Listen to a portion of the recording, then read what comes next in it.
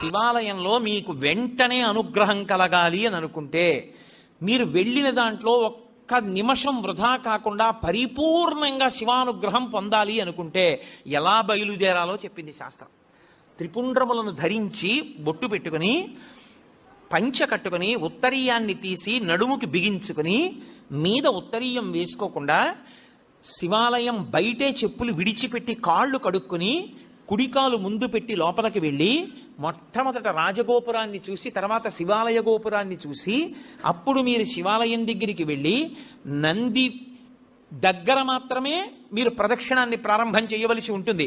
కాబట్టి నందీశ్వరుడి దగ్గర ప్రదక్షిణాన్ని ప్రారంభం చేసి వెళ్ళేటప్పుడు దేవాలయంలో మహామంటపము, అర్ధమంటపము, ముఖమంటపము అని 3 మంటపాలు ఉంటాయి. ఈ 3 మంటపాలు దేనికి గుర్తు అంటే స్థూల సూక్ష్మ కారణ శరీరములకు గుర్తు. ఈ 3 శరీరములను నేను అధిగమించేటటువంటి అదృష్టం నాకు కలగాలని కోరుకోవడం ముఖమంటపాన్ని, మహామంటపాన్ని, అర్ధమంటపాన్ని, ముఖమంటపాన్ని దాటాలి. దాటేటప్పుడు శివాలయానికి ప్రదక్షిణం చేస్తే ఒక్కమారు చేస్తే చాలు, 3 మార్లు చేస్తే విశేషం. ఎందుకని 3 మాటలు? భగవాన్ రమణ మహర్షి ఎందుకు గిరి ప్రదక్షిణం చెయ్యాలి అన్నదానికి చెప్తుండేవారు. అంటే మీరు ప్రదక్షిణం చెయ్యడానికి కాళ్ళు కదుపుతుంటే మీ పాపములు కాలిపోతాయి. మీరు ఏ కోరికతో అలమటిస్తున్నారో ఆ కోరికలు ఇవ్వబడతాయి. మీరు ఏ కోరిక లేకుండా ప్రదక్షిణం చేస్తూ ఉంటే అంటే జన్మాంతరములందు చేసిన పాపములు కూడా కాలిపోతాయి. ఆఖరి ఊపిరి దగ్గర పాపపుణ్యములు లేని స్థితి కల్పించి మోక్షం ఇవ్వబడుతుంది. ప్రదక్షిణం, అందుకు శివాలయ ప్రదక్షిణం వచ్చింది. నేను కాదు, స్కాందంలోంచి సాక్షాత్ భగవాన్ రమణులు చెప్తుండేవారు కూర్చోబెట్టి ఎందుకు గిరి ప్రదక్షిణం చెయ్యాలో. కాబట్టి ప్రదక్షిణం 3 మార్లు చేస్తారు. ఎందుకు 3 మార్లు చేయడం అంటే నేను ఈషణత్రయాన్ని విడిచిపెట్టగలిగిన శక్తిని నాకు ఈషణత్రయము అంటే ప్రధానమైనటువంటివి ధనేష, దారేష, పుత్రేష.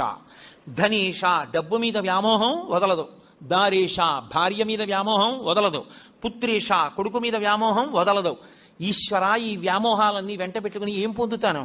పెద్దవాడిని అయిపోయాను, నాకు ఇంకా ఈ వ్యామోహాలు తగ్గించి నువ్వు వాణ్ణి భద్రంగా నువ్వు చూడు అని కోరుకుని తిరిగితే 3 మార్లు దాని చేత వాసనాత్రయాన్ని ఈశ్వరుడు తీసేస్తాడు, ఈషణత్రయాన్ని తీసేస్తాడు. తీసేసిన తర్వాత బలిమంటపం దగ్గరికి రావాలి.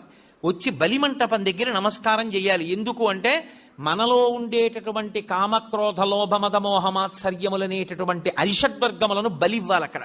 అంటే విడిచిపెట్టేసేటటువంటి శక్తి నాకు ఈశ్వరా కల్పించు. అవి మిమ్మల్ని విడిచిపెట్టవు, అవి విడిచిపెట్టేలా ప్రవర్తించగలిగిన శక్తి మీకు కలగాలి. వాటికి అసహ్యం వెయ్యాలి. అబ్బా వీడిని పట్టుకుంటే ఏమొచ్చిందిరా, వీడేమి మనం కోరుకునేటట్టుగా ప్రవర్తించడని వెళ్ళిపోవాలి. కోపం రాదు ఆయనకి, ఓర్పు, కోపము స్థానమునందు ఓర్పుతో గెలుస్తాడు. కామము ఈశ్వర కామంగా మారుస్తాడు. ఇలా మార్చగలిగిన శక్తి దేని వలన వస్తుంది అంటే బలిమంటపం దగ్గరికి వెళ్ళి నమస్కారం చెయ్యాలి. అంతేగాని బలిమంటపం దగ్గర ఏ నమస్కారం చేయకుండా దాటకూడదు.